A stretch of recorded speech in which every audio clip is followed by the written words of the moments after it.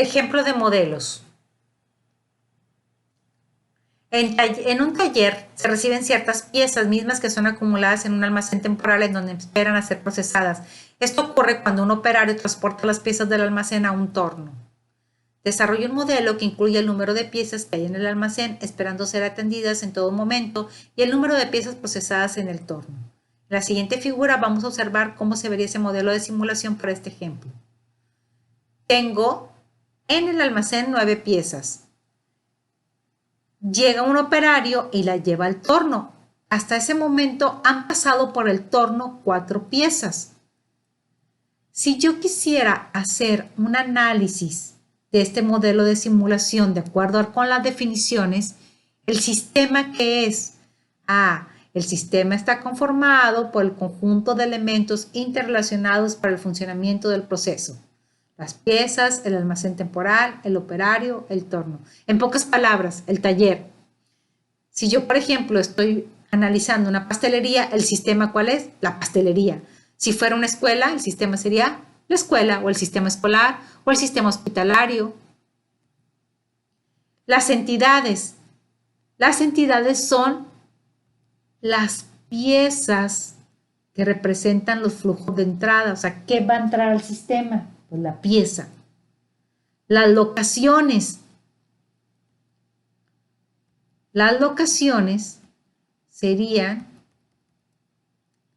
el almacén y el torno.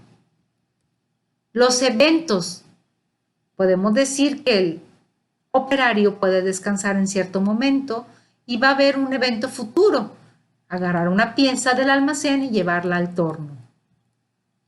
Podemos observar en cuanto al estado del sistema que lleva 1 hora 10 minutos de simulación. Hay que ver el extremo superior derecho de la figura. Empezamos a verlo. Y sí, dice que lleva 1 hora con 10 minutos. Y en el almacén se encuentran 9 piezas y ya hay procesadas 4. Esos serían los estados del sistema que tendríamos que analizar de manera global.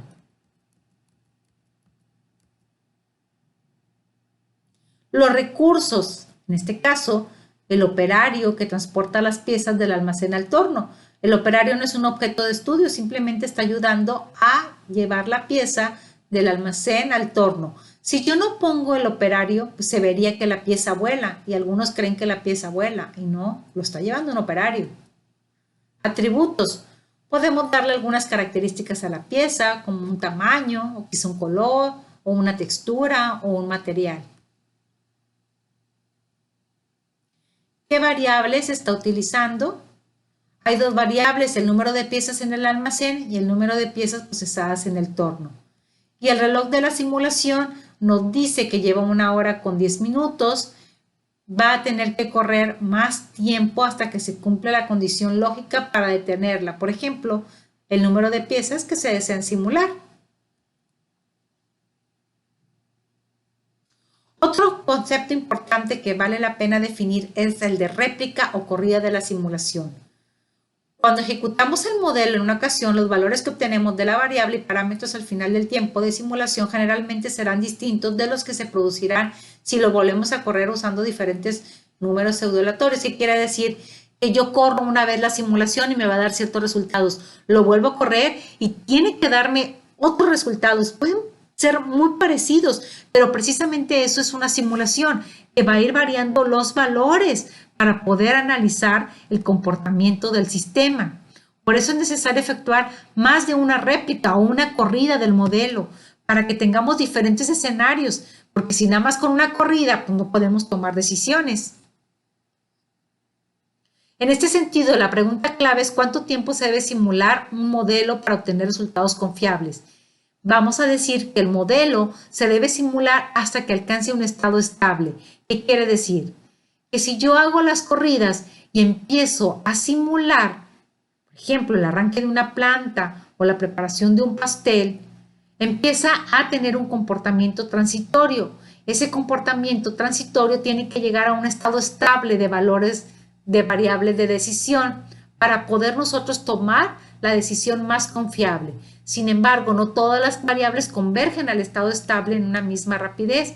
Algunas pasan con más lentitud, Otras permanecen en el estado transitorio de manera rápida y pasan a un estado estable. Si yo grafico esos valores de la corrida, podría observar esta gráfica. Entonces, cuando está todavía hacia arriba y hacia abajo, vemos que es un estado transitorio. Cuando va alcanzando una línea un poco más recta, decimos que hay un estado estable. Por ejemplo, en esta corrida, hasta la corrida 49, empezó a alcanzar un estado estable. Quiso decir que a lo mejor tengo que correrlo por 49 días o por 49 horas, y espero que no por 49 años, pero bueno, es una simulación, tú le puedes dar el tiempo que quieras. Ahora sí, el estado estable, cuando la variable lo alcanza, podemos ahí empezar a tomar decisiones y decir qué hacer con esa información o con esa información de la simulación. Por ejemplo, si yo quisiera simular cuántos pasteleros requiero para producir pasteles para el 10 de mayo, tendría que hacer una simulación y tomar decisiones hasta que la variable alcance un estado estable. Ya alcanzando un estado estable, voy a ver los resultados estadísticos y ahí me va a decir, ¿sabes qué? Necesitas 5 pasteleros, 8 pasteleros o 3 pasteleros, dependiendo lo que me dé el resultado de la simulación.